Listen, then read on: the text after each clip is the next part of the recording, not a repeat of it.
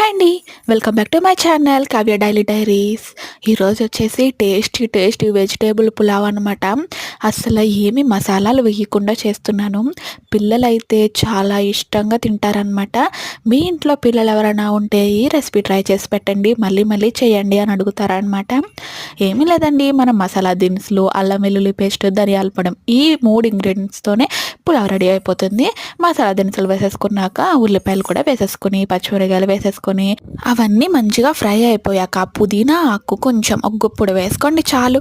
ఇంకా అల్లం వెల్లుల్లి పేస్ట్ కూడా ఫ్రై అయిపోయాక మన వెజ్జీస్ అయితే వేసేసుకోవాలి. నేనైతే క్యారెట్, బీన్స్, క్యాప్సికమ్ వేసుకున్నాను అనమాట.